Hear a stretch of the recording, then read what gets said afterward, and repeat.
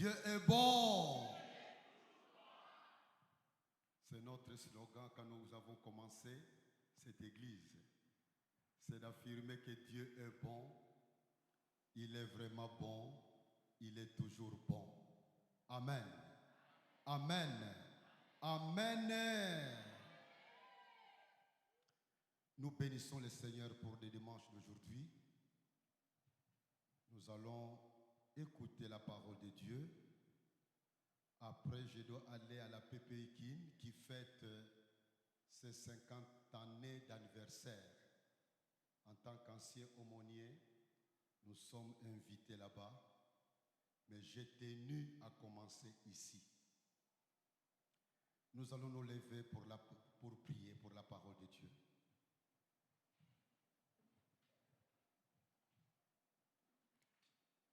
Que chacun demande au Seigneur de lui parler. La vie spirituelle est d'abord la vie personnelle, la vie privée, la vie dans le secret. Tu es vraiment ce que tu es en secret et non pas ce que tu es en public. Et Dieu regarde les cœurs. Dieu voit ce que nous sommes en privé. Nous allons tous prier pour que Dieu nous parle. Dis au Seigneur qu'il te parle. Tu pries, tu pries, tu pries. Prions. Prions le Seigneur.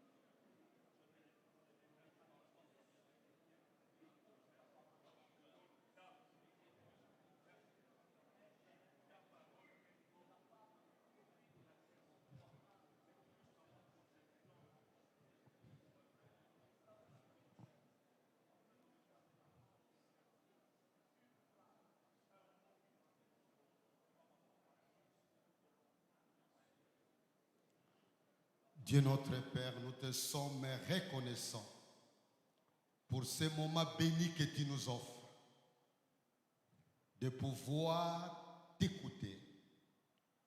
Nous venons de t'adorer. Nous venons de chanter pour toi. Nous t'avons déjà écouté par nos cantiques.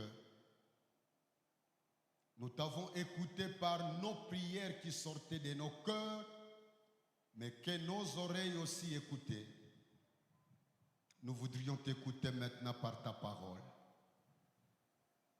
Bénis ce moment de l'écoute de ta parole. Merci d'être avec nous en ce moment précis. Ouvre nos oreilles. Ouvre nos cœurs. Ta parole est véritablement une sémence incorruptible. Plante-la dans nos cœurs. Donne-nous un mot, une phrase, quelques phrases qui puissent nourrir nos idées et rester plantées en nous. Merci pour le privilège de t'écouter en tant que famille, car depuis le matin, tu as parlé à chacun de nous pour ceux qui ont médité ta parole dans les Actes des Apôtres, au chapitre 28. Tu as parlé à tous ceux qui ont lu ta parole ce matin. C'était comme un déjeuner. Maintenant, tu veux nous donner ta parole comme un dîner. Rassasie-nous par ta grâce. Au nom de Jésus. Amen. Restons debout, nous allons lire dans Romains 10, versets 9 à 13. Romains 10, 9 à 13.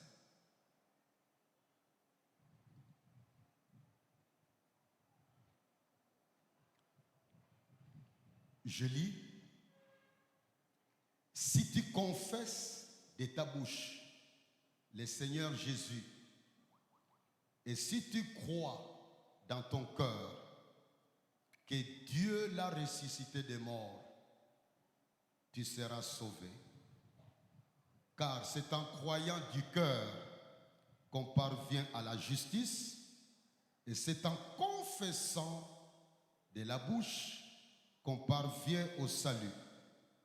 Selon ce que dit l'Écriture, quiconque croit en lui ne sera point confus.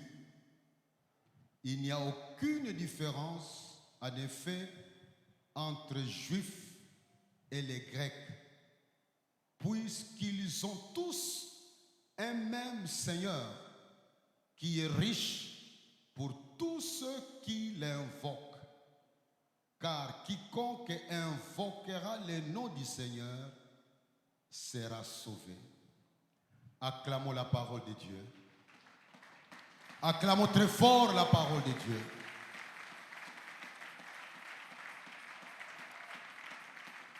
Amen. Asseyons-nous.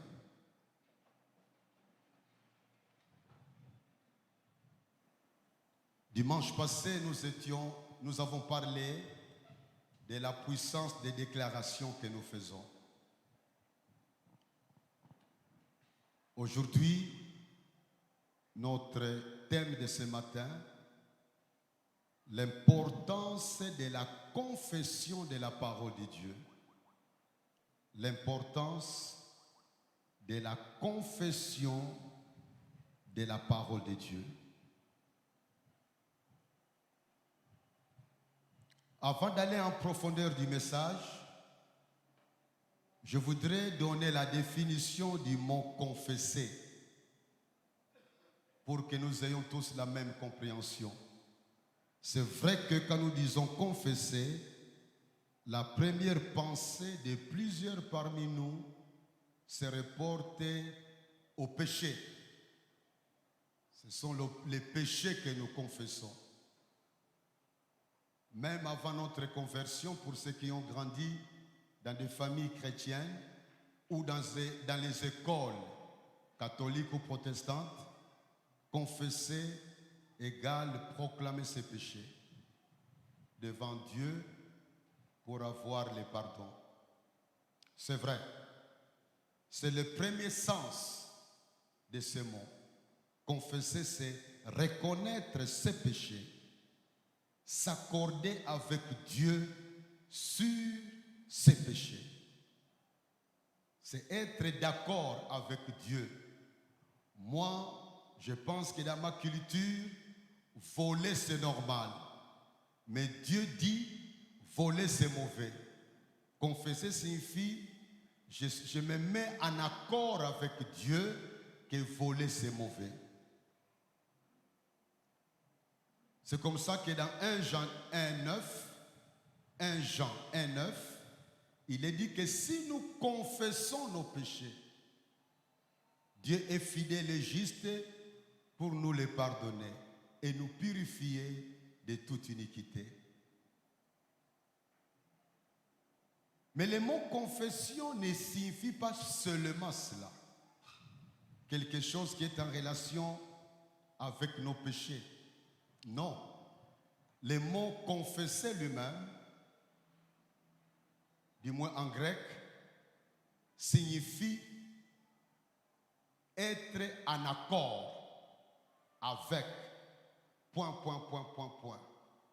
ce qui nous concerne, être en accord avec Dieu. Ce que Dieu dit de nos péchés, nous sommes d'accord que c'est mauvais. Plusieurs parmi nous, nous avons été des esclaves de l'alcool. Quand nous buvions, même si on n'a pris un seul verre ou une seule bouteille, on avait tendance à faire croire aux amis qu'on a pris tout un casier. Parce qu'on trouvait la fierté de boire jusqu'à être ivre. Et puis un jour, on nous a parlé de l'évangile de Jésus-Christ. Nous nous sommes convertis. Nous avons commencé à comprendre la logique de Dieu. qui était tout à fait opposé à notre logique. Ce qui faisait notre fierté d'être ivre le matin du 1er janvier était devenu une source de honte. On a même honte d'en parler.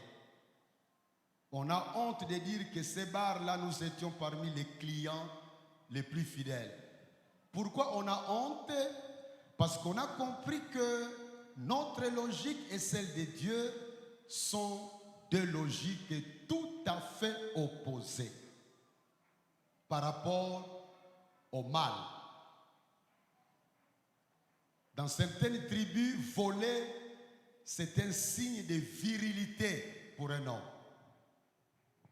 Avant de prendre ma fille, je dois savoir si tu as déjà volé dans ta vie.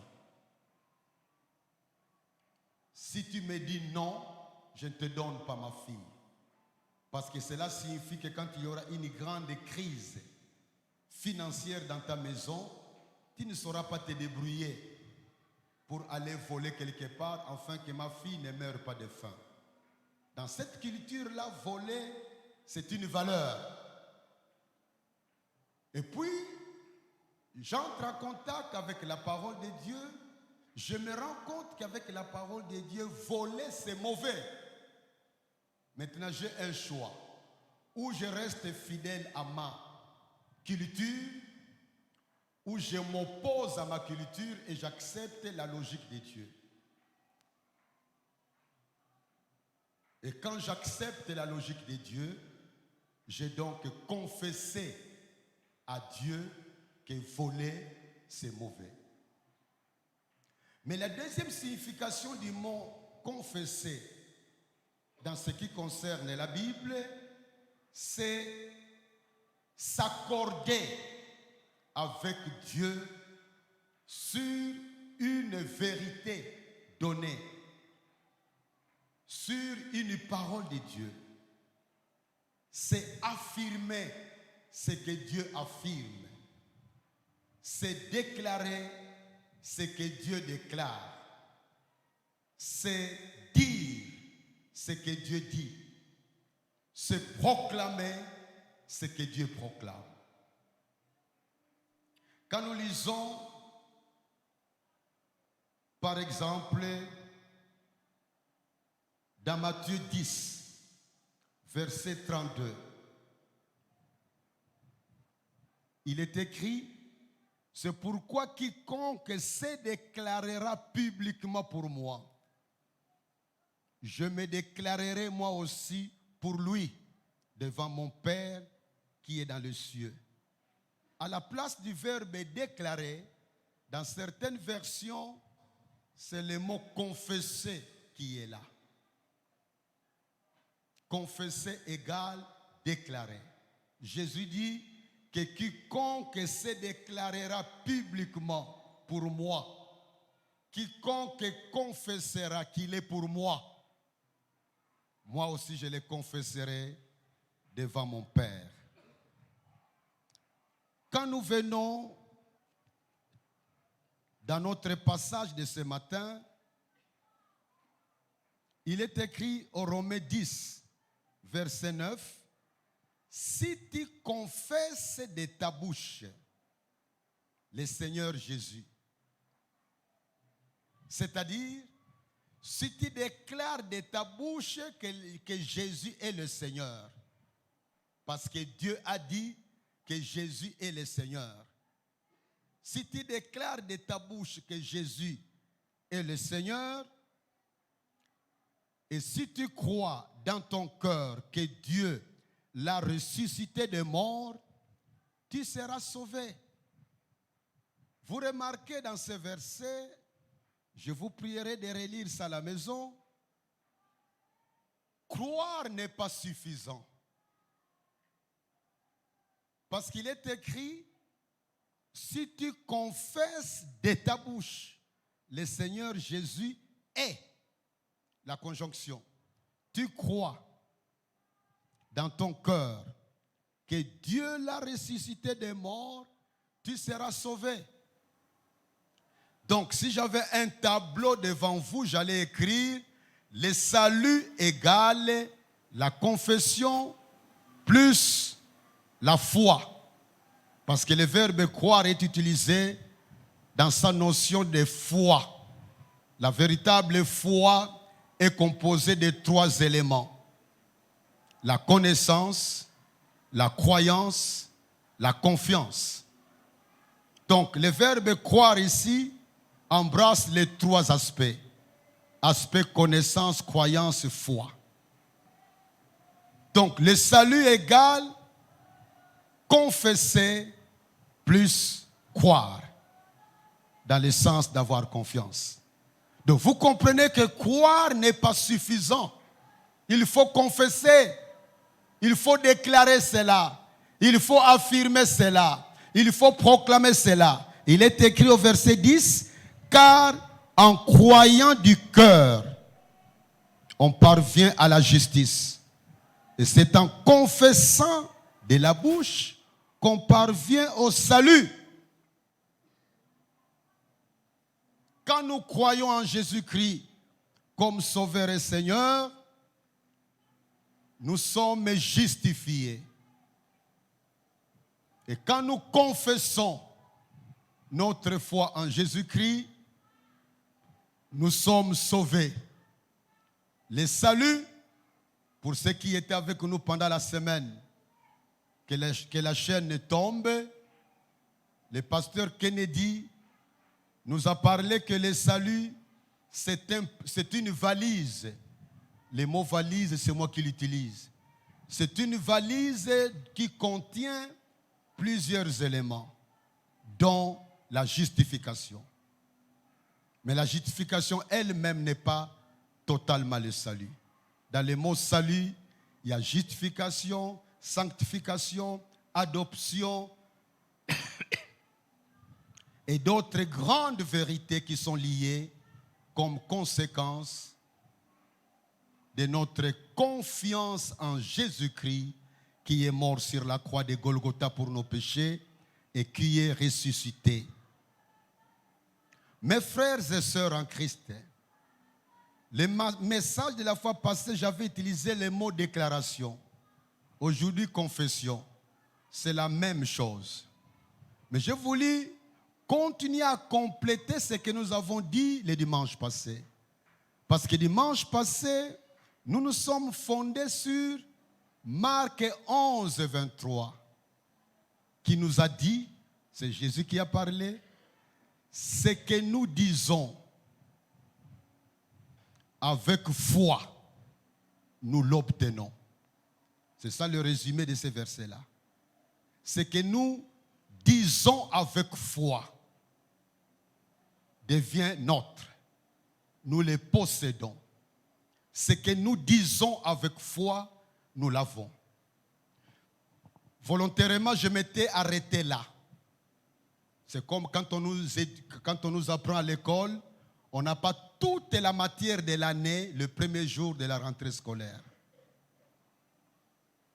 Parce que si on s'arrête seulement à ce que j'ai dit dimanche passé, il y a un danger de tomber dans les enseignements de New Age qui nous fait croire que si tu veux avoir un vélo, répète-toi, vélo vient, ou bien le vélo est à moi. Ou tu inventes ta phrase, mais le mot vélo est là. Le mot vélo est là. Tu te répètes cela, eh bien, tu le verras apparaître dans ta vie. Là, on peut encore dire, bon, c'est positif. Mais ça peut aussi signifier, si je veux que le président Kagame meure, il suffit de répéter, Kagame est mort, Kagame est mort, Kagame est mort. Vous comprenez que cette phrase-là n'est pas dans la volonté de Dieu, que ça doit sortir de mes lèvres. Je ne suis pas là pour tuer mes ennemis. Ce n'est pas moi à me venger. Tout ce qui se passe à l'est du pays, si c'est lui qui est à la base de ça, je dois en parler à Dieu qui doit s'en occuper. C'est lui le vengeur et non pas moi. Parce que les chrétiens ne se vengent pas. Ils laissent à Dieu la responsabilité de se venger. Je donne un autre exemple pour voir les dangers de l'enseignement de la fois passée, il n'est pas complété aujourd'hui. Je suis célibataire. Monsieur Benoît a une belle femme, jeune. Je l'envie. J'entre dans ma chambre, puis je dis, Seigneur, on nous a enseigné par Sita Luemba, d'après Marc 11, 23, que si je disais que la femme d'Alphonse, j'ai dit Benoît, qui s'appelle Alphonsine, je veux qu'elle devienne ma femme.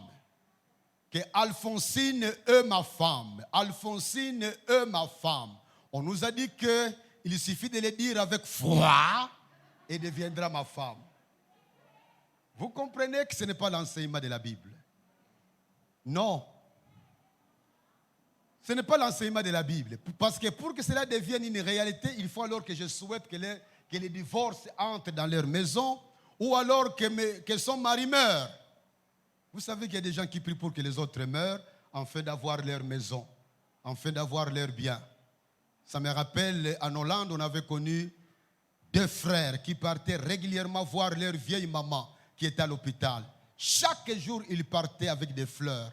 Parce que dans cette culture-là, apporter une fleur à quelqu'un signifie « je t'aime ». Ils partaient régulièrement voir leur maman chaque jour. La maman qui était presque mourante.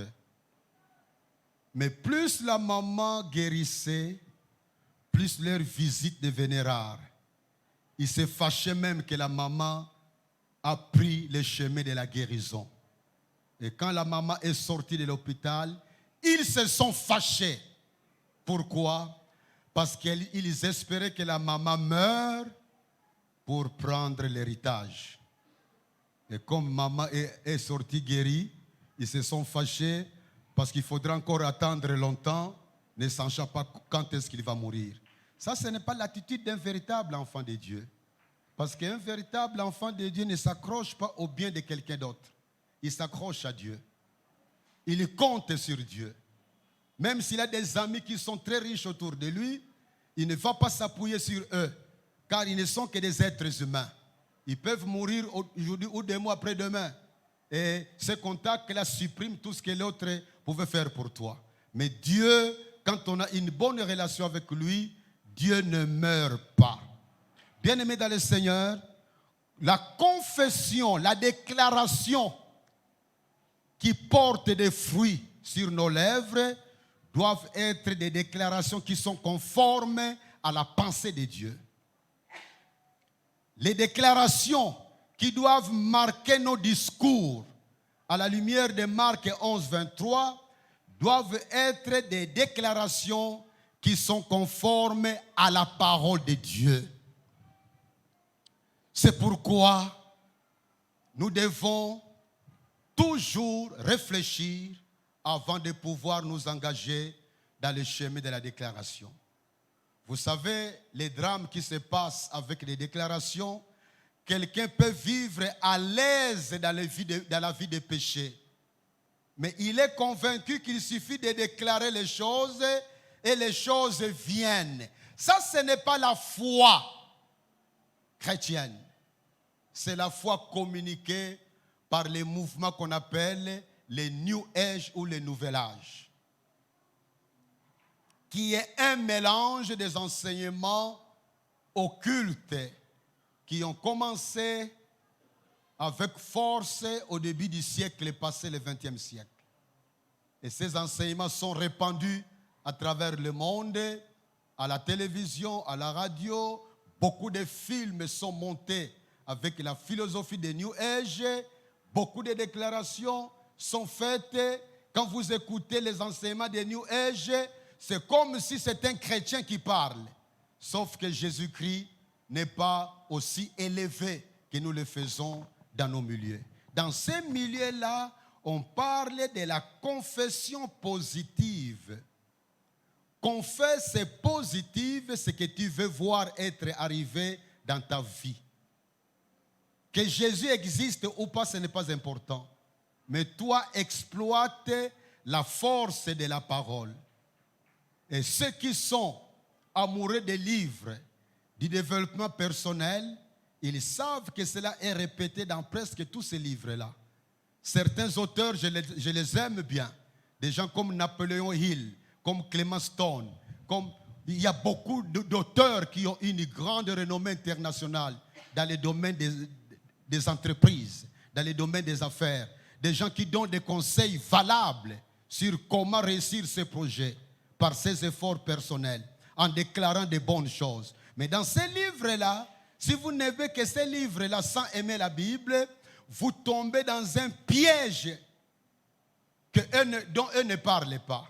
Parce que Jésus a dit, à quoi sert-il à un homme de gagner le monde entier s'il peut perdre son âme? Si je dois être quelqu'un qui ne fait que confesser, l'argent vient de ma vie, l'argent vient de ma vie, mon projet réussit, les contrats que j'ai signés réussissent. Tu déclares ça, c'est vrai aussi. Il est démontré que notre subconscient est comme un laboratoire qui prend des informations qu'on lui donne en les affirmant pour les transformer à des faits réels. Il y a un certain Joseph Murphy qui est expert dans ces domaines-là, qui a écrit des livres tels que La puissance de l'esprit humain. Il démontre que notre esprit est très puissant.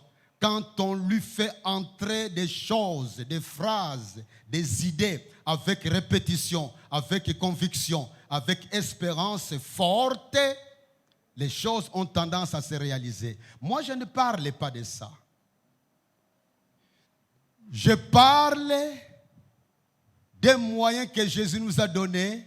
En plus, à part la prière, il nous a dit que ce que nous voudrons voir être arrivé dans nos vies doit être quand nous souhaitons ces choses-là, nous les déclarons, nous les confessons, nous les affirmons avec foi, nous les verrons s'accomplir. Pourquoi? Parce qu'en fait, Jésus reste fidèle à ce qu'il a enseigné. Comme c'est lui qui a dit ça, la chose arrivera parce que Jésus est fidèle à sa parole. Et non pas que la chose arrivera parce que je suis un Dieu, ma parole est puissante. C'est tout à fait différent. Jésus, c'est Jésus qui nous donne ce que nous demandons. C'est Jésus qui confirme sa parole quand nous la répétons dans notre vie.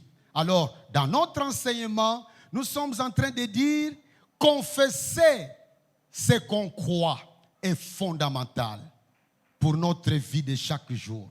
Parce que cette confession va toujours ensemble avec la foi. Et quand nous lisons certains exemples que nous trouvons dans la Bible, nous avons des exemples de cas où quelqu'un, avant de poser un acte, a d'abord proclamé. Confesser, c'est proclamer audiblement. A proclamé d'abord ce qu'il allait faire. J'avais eu plusieurs exemples à donner, 3 ou 4, mais je vais seulement donner un exemple que nous connaissons, l'histoire de David. Prenons David, 1 Samuel 17, versets 34 à 50. C'est une histoire bien connue. J'ai choisi celle-là parmi tant d'autres. 1 Samuel 17, 34 à 50. L'histoire de David, le petit David qui a détruit, qui a tué les grands Goliath. Je lis. 1 Samuel 17, 34 à 50. David dit à Saül, ton serviteur faisait paître les brebis de son père. Et quand un lion ou un ours venait en enlever une du troupeau, je courais après lui, je le frappais et j'arrachais la brebis de sa gueule. S'il se dressait contre moi, je le saisissais par la gorge, je le frappais et je le tuais. C'est ainsi que ton serviteur a terrassé les lions et l'ours, et il en sera du Philistin, de cet incirconcis comme de l'un d'eux, car il a injurié l'armée du Dieu vivant. Remarquez, David déjà ici révèle pourquoi il avait la conviction qu'il va battre Goliath. Ce n'est pas à cause de ses expériences du passé. Les expériences du passé sont nécessaires pour dire au roi que ce que j'ai fait au lion et à l'ours, je vais le faire aussi à ces Goliath. Mais sa foi qu'il allait vaincre Goliath était fondée sur le fait que Goliath a insulté l'armée du Dieu vivant. Sa foi, c'est sur ce que Dieu est.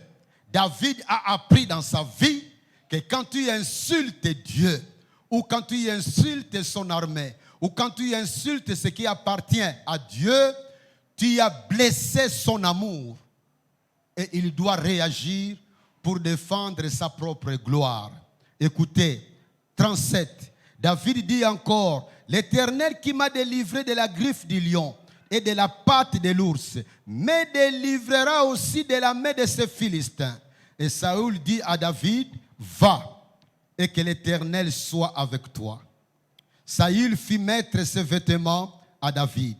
Il plaça sur sa tête un casque d'airain et le revêtit d'une cuirasse.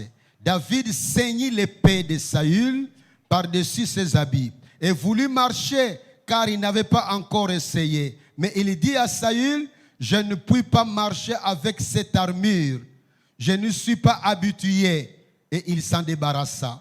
Il prit en main son bâton, choisit dans les torrents 5 pierres polies et les mit dans sa gibecière de berger et dans sa poche. Puis sa fronde à la main, il s'avança contre les Philistins. Le Philistin s'approcha peu à peu de David et l'homme qui portait son bouclier marchait devant lui. Le Philistin regarda et lorsqu'il aperçut David, il le méprisa, ne voyant en lui qu'un enfant blond et d'une belle figure. Le Philistin dit à David, suis-je un chien pour que tu viennes à moi avec des bâtons?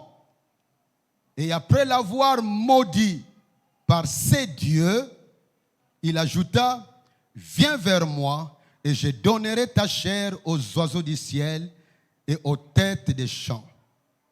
Écoutez David qui parle.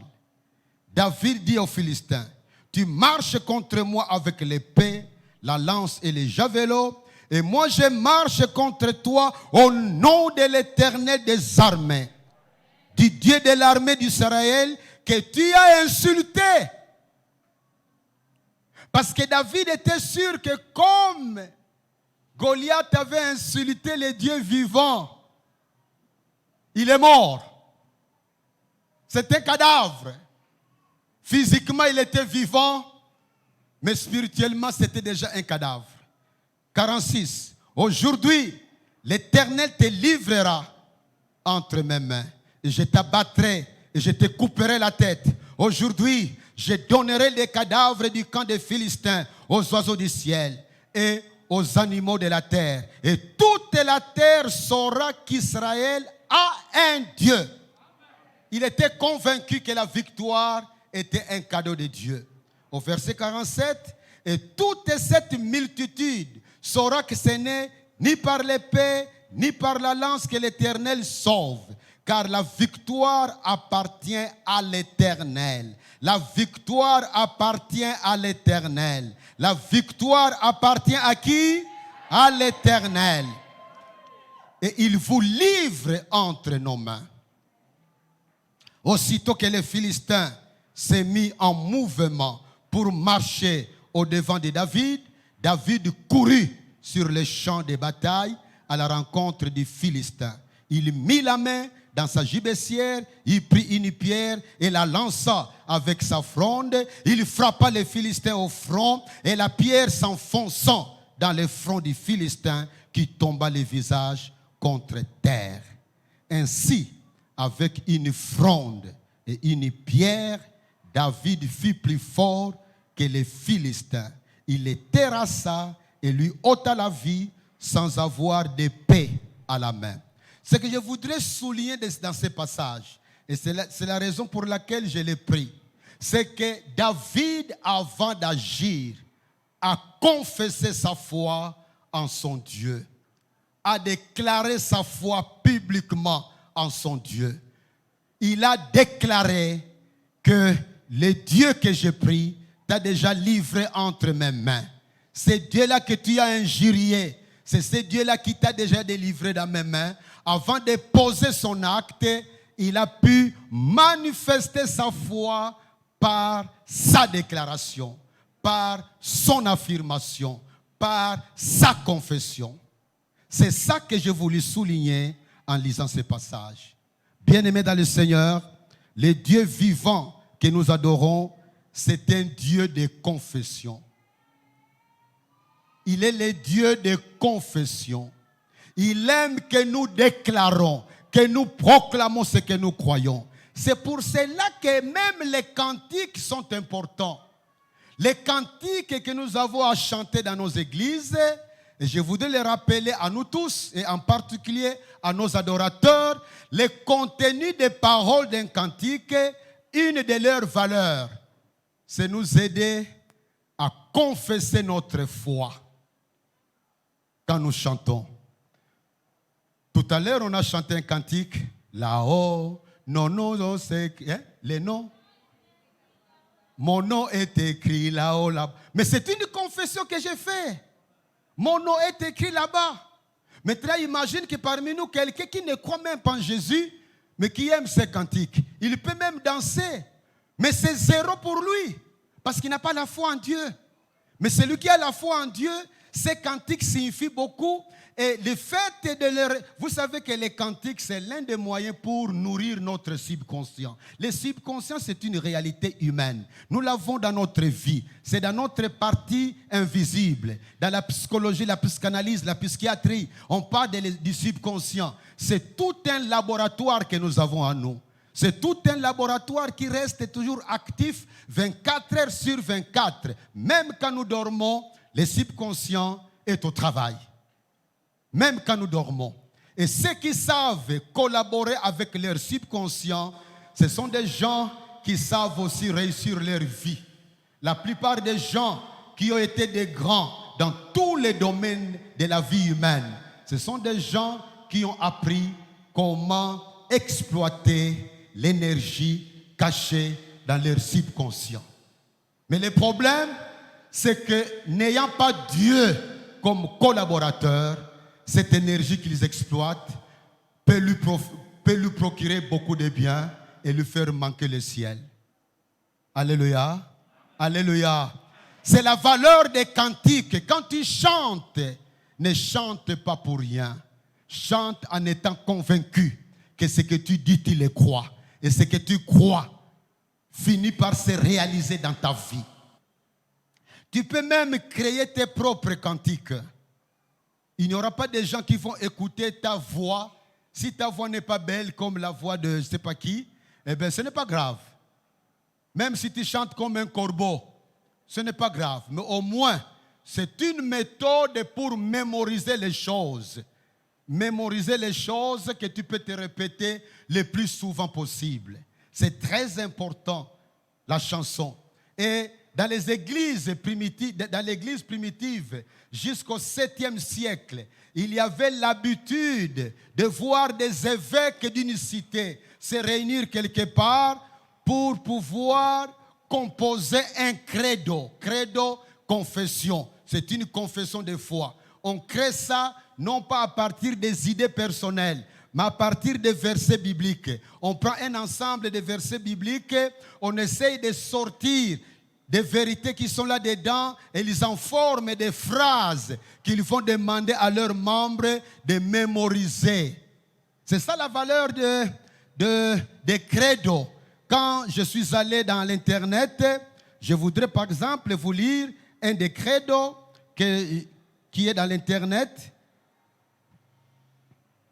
Certains parmi nous ont déjà plusieurs fois écouté ça. Je crois en un seul Seigneur, Jésus-Christ, le Fils unique de Dieu, né du Père avant tous les siècles. Et il est Dieu, né de Dieu, lumière, né de la lumière, vrai Dieu, né du vrai Dieu, engendré, non pas créé, de même nature que le Père, et par lui, tout a été fait.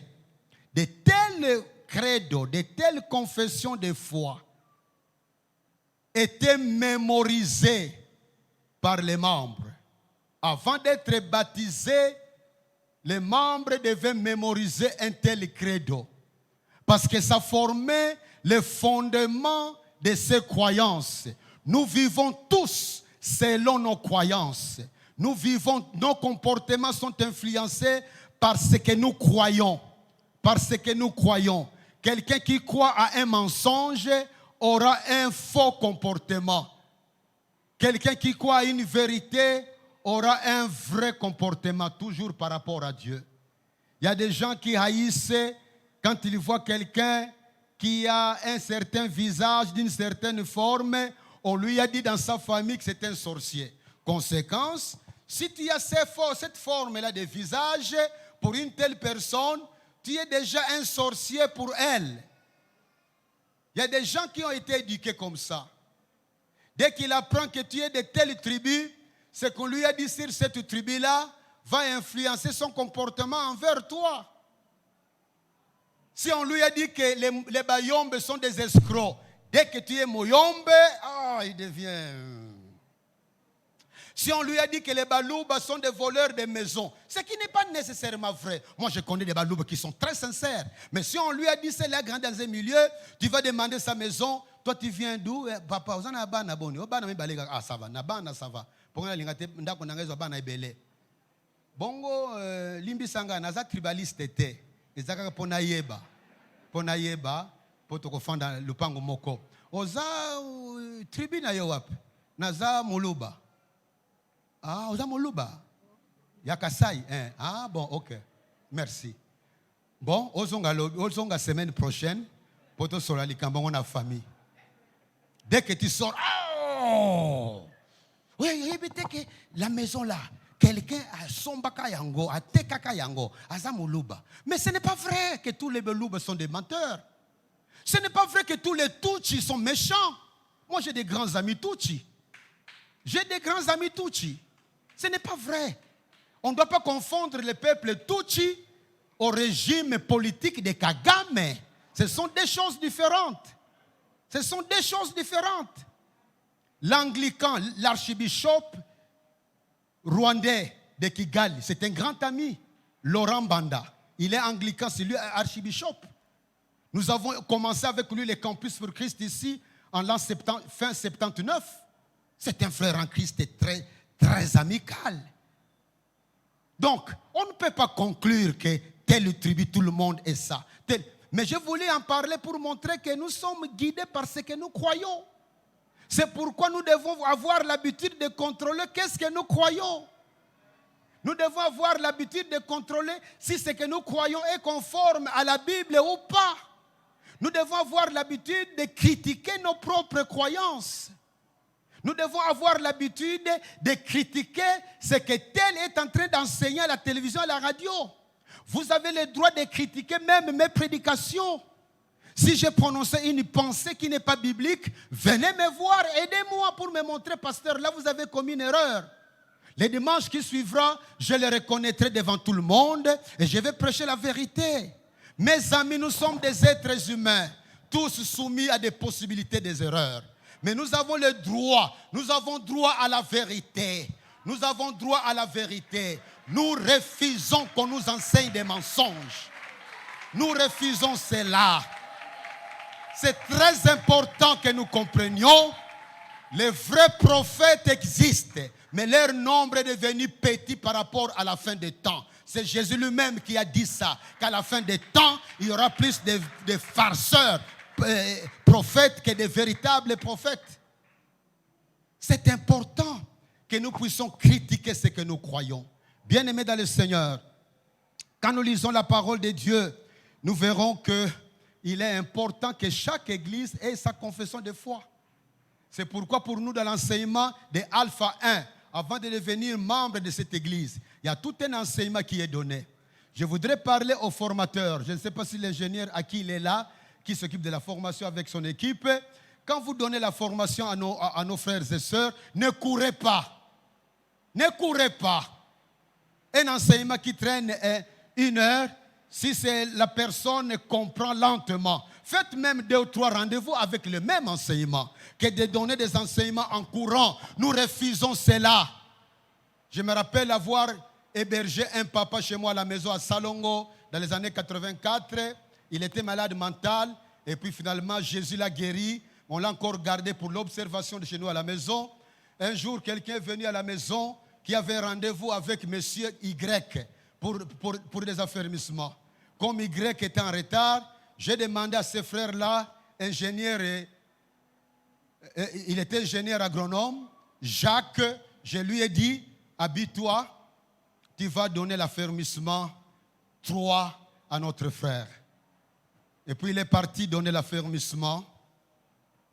2 heures après, j'étais surpris. Je me suis dit, oh, je n'ai pas vu Jacques, est-ce que ça marche ou pas? Je l'appelle un peu, viens un peu. Il était en cinglé et un pagne. J'ai dit, mais comment? Tu n'as pas encore terminé l'affermissement 3? Ah, papa, nous sommes maintenant au 6e affermissement. Je me repose un peu, 6e. Moi, je dis, pardon? Tu as donné 3, 4, 5, 6. Oui, papa, j'ai donné tout ça. Il est fatigué. Mais au moins, il comprend que la parole de Dieu ne blague pas. J'ai dit, Jacques, mais tu m'as tué. Parce que ce monsieur ne reviendra plus jamais ici. Parce que pour lui, il va comprendre que nous sommes dans une prison. J'ai appelé le frère, j'ai dit, mon frère, excuse-moi, c'est ma faute. Je t'ai donné mon frère pour t'aider. Mais il me dit qu'il t'a donné combien de leçons? Papa, 3, 4, 5, 6, 4 leçons.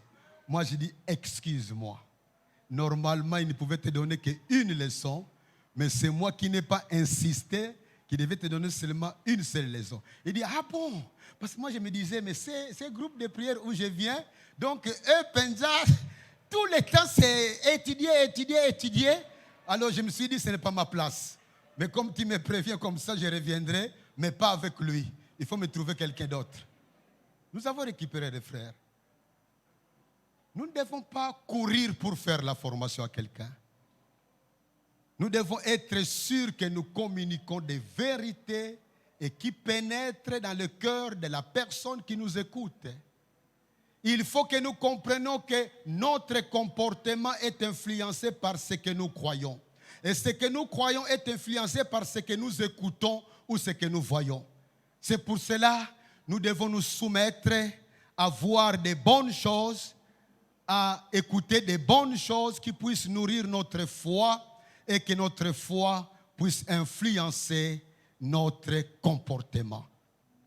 Bien-aimés dans le Seigneur, je voudrais que nous puissions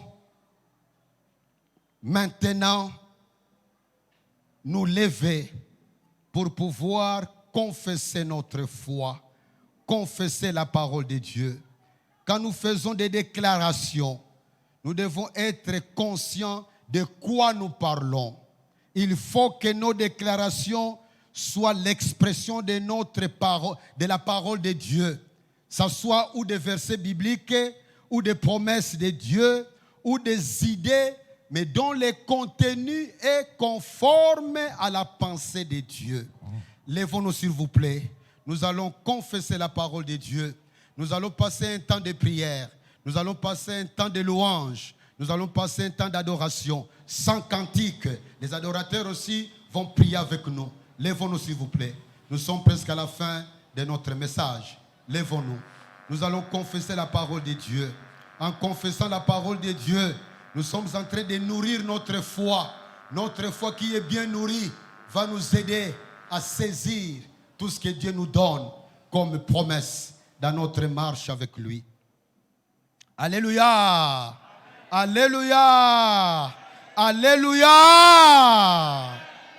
Soyons remplis d'énergie. Nous allons répéter ces différentes phrases après moi. Et après un certain nombre, je vous dirai prier. Et chacun priera selon les mots ou la phrase qu'il a retenue. Il va élargir ça, rendre ça plus riche par ses propres déclarations. Mais répétez d'abord, après moi, ces différentes phrases. Je t'adore, toi qui es esprit. Je t'adore, toi qui es invisible et vivant. Mon Dieu, je t'aime de tout mon cœur. Je proclame que toute vie prend source en toi. Je proclame que toute vie provient de toi. Je proclame que c'est toi qui soutiens toute vie. Je crois de tout mon cœur que c'est toi qui donnes et qui reprends la vie. Je crois de tout mon cœur que la vie éternelle est la vie de Jésus-Christ. Mon Dieu, tes œuvres sont parfaites. Tes voies sont parfaites. Ta parole est parfaite. Tes lois sont parfaites. Tu pries, prie. Parle au Seigneur. Parle au Seigneur. Tu peux même taper les mains si tu veux rendre ta prière plus vivante. Parle à Dieu. Confesse ta foi. Confesse ta foi. Confesse ta foi. Confesse ta foi. Alléluia. Alléluia. Alléluia. Confesse ta foi. Ton Dieu est vivant. Ton Dieu est présent. Ton Dieu est ici dans la salle. Ton Dieu t'écoute. Ton Dieu te voit. Alléluia. Alléluia. Oh, gloire à toi, Seigneur. Tu es vivant et puissant. Tu restes incomparable. Il n'y a personne qui est comme toi. Tu es incomparable. Tu es exalté au-dessus de ta création. Je proclame que toi seul es Dieu. Toi seul es grand et puissant. Toi seul es juste. Alléluia. Alléluia. Alléluia. Alléluia. Alléluia. Alléluia. Alléluia. Gloire à toi, Seigneur. Gloire à toi, Seigneur. Alléluia. Chut. Répétez après moi. Je crois de tout mon cœur que toi, mon Dieu, tu es unique. Il n'y a personne qui est comme toi. Tu es incomparable. Toi seul es Dieu. Toi seul es grand et puissant. Toi seul es juste. Toi seul es sage. Tu es très très bon. Tu es bon pour moi. Tu es bon pour ma famille. Tu es bon pour mon pays. C'est toi le véritable Dieu. J'affirme que tu es éternel. J'affirme que tu existes maintenant. Tu as toujours existé. Et tu existeras toujours. Tu n'as ni commencement ni fin. J'affirme que tu es le créateur incréé. J'affirme que tu existes en toi-même. Tu pries. Oh Seigneur, merci. Parce que je suis heureux de t'appartenir. Je suis heureux de t'appartenir. Je suis content d'être en contact avec toi. Alléluia. Alléluia.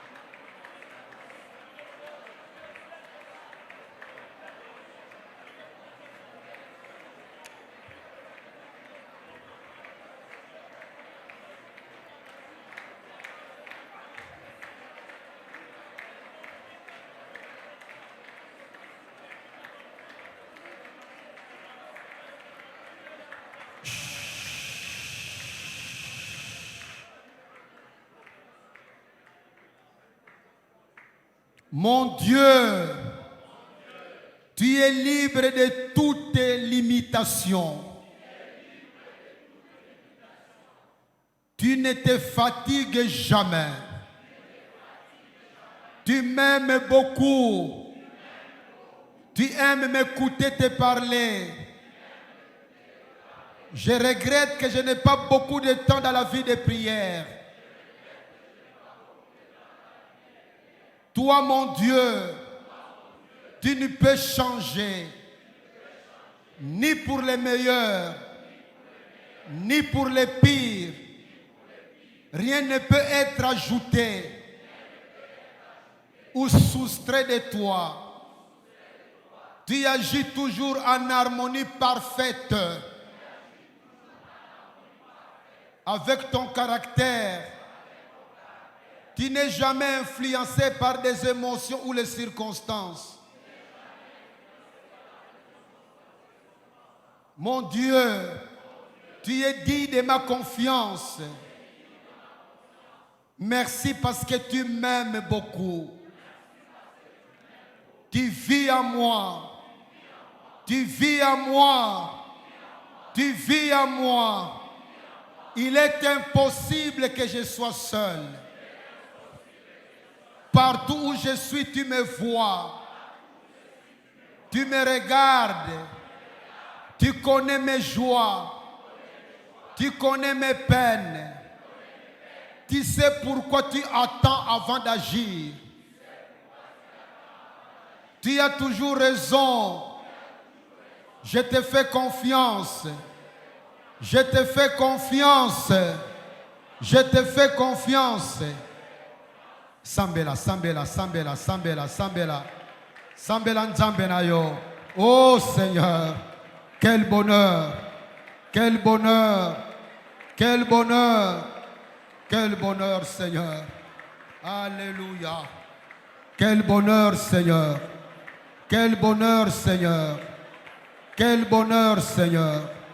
Alléluia. Alléluia. Alléluia. Alléluia. Gloire à toi, Seigneur. Gloire à toi, Seigneur. Gloire à toi, Seigneur. Alléluia. Je crois de tout mon cœur que je suis béni de la bénédiction d'Abraham. Je suis béni le matin. Je suis béni jusque dans la soirée. Pendant la nuit quand je dors, je reste une personne bénie. Les bénédictions d'Abraham m'appartiennent. Les situations impossibles ont été changées à ma faveur. Tu es le Dieu plein de grâce. Tu me manifestes tes faveurs en tout moment. Dans mes projets, je suis condamné à réussir parce que je m'appuie sur toi. Même si la réussite traîne à venir, je crois réussir et je réussirai. Toutes choses concourent à mon bien.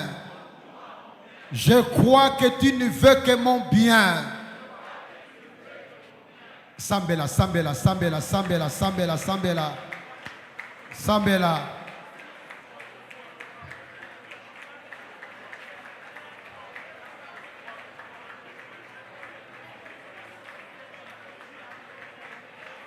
Alléluia. Gloire à toi, Seigneur.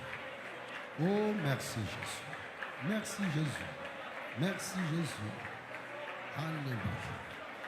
Alléluia. Alléluia. Alléluia.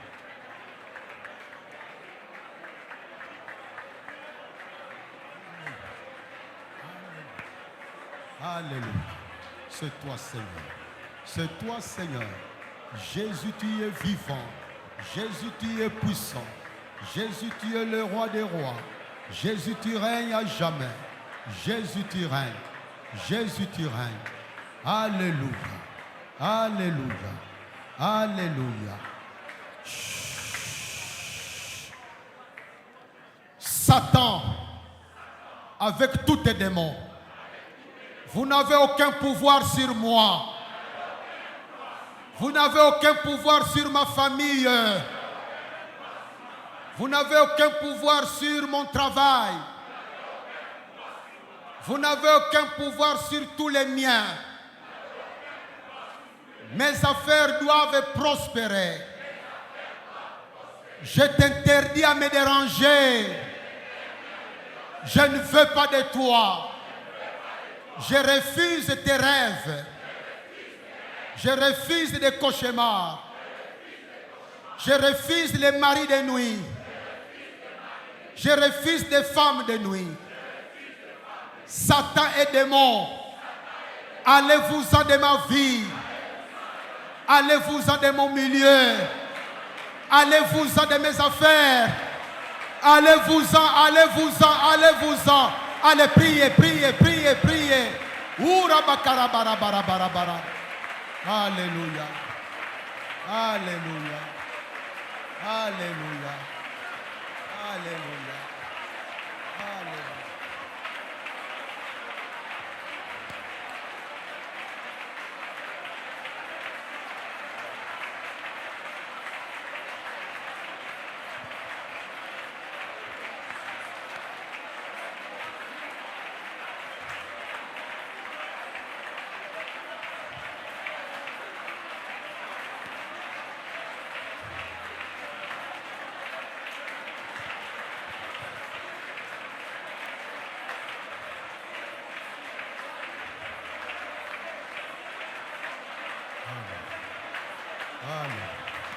Gloire à toi, Seigneur. Gloire à toi, Seigneur. Gloire à toi, Seigneur. Gloire à toi, Seigneur. Gloire à toi, Seigneur. Gloire à toi, Seigneur. Gloire à toi, Seigneur. Gloire à toi, Seigneur. Gloire à toi, Seigneur. Gloire à toi, Seigneur. Gloire à toi, Seigneur. Alléluia. Alléluia.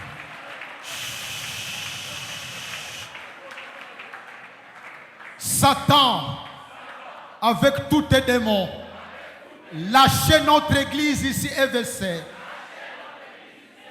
Vos influences sont annulées au nom de Jésus.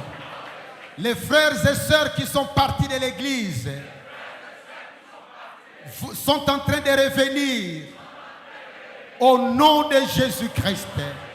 Nos frères et sœurs qui sont découragés, laissez-les tranquilles. Laissez-les tranquilles. Vous n'avez aucun pouvoir sur quelqu'un pour qui Jésus est mort.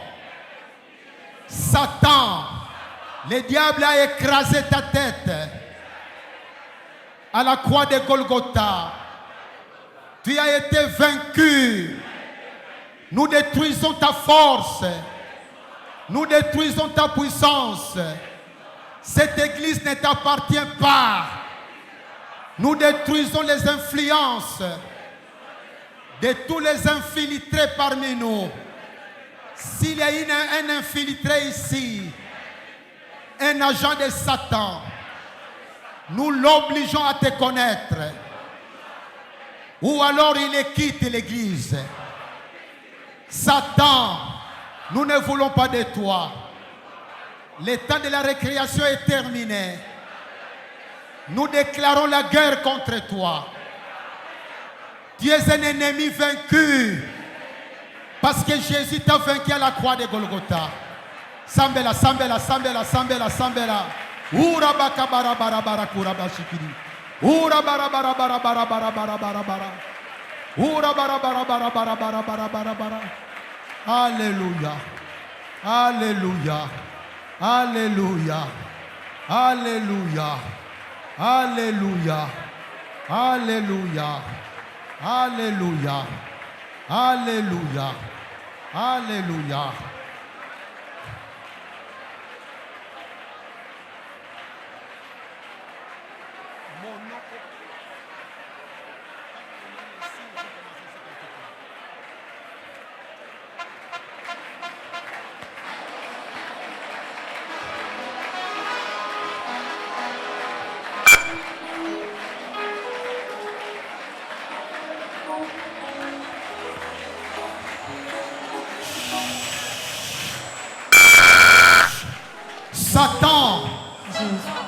lâcher l'Est de notre pays. Quelles que soient les influences que tu as dans ces milieux-là, nous t'ordonnons de quitter l'Est. Nous t'ordonnons de lâcher l'Est de notre pays. Nous libérons l'Est de notre pays de tes mains. Au nom de Jésus-Christ, avec tes démons et tes agents, allez loin de notre pays. Lâchez notre pays. Lâchez notre pays. Lâchez notre pays. Lâchez notre pays. Allez, priez, priez. Détruisez Satan. Nous détruisons tes œuvres. Nous ne voulons pas de toi. Nous détruisons tes œuvres. Nous détruisons tes œuvres. Nous détruisons tes œuvres. Nous détruisons tes œuvres.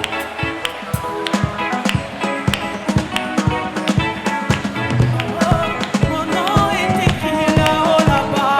Là-haut, mon nom est écrit là-haut, là-bas. Là-haut, mon nom est écrit là-haut, là-bas. Là-haut, mon nom est écrit là-haut, là-bas. Mon nom est écrit là-haut, là-bas. Là-haut, mon nom est écrit là-haut, là-bas. Je n'ai pas voyage, mais mon nom est écrit là-haut, là-bas. Là-haut, mon nom est écrit là-haut, là-bas. Je n'ai pas vision, mais mon nom est écrit là-haut, là-bas. Là-haut, mon nom est écrit là-haut, là-bas. Là-haut, là-bas. Là-haut, là-bas. Là-haut, là-bas. Là-haut, là-bas. Là-haut, là-bas. Là-haut, là-bas. Là-haut, là-bas. Prions le Seigneur. Jésus, nous refusons d'être enlevés du plan de Dieu dans nos vies.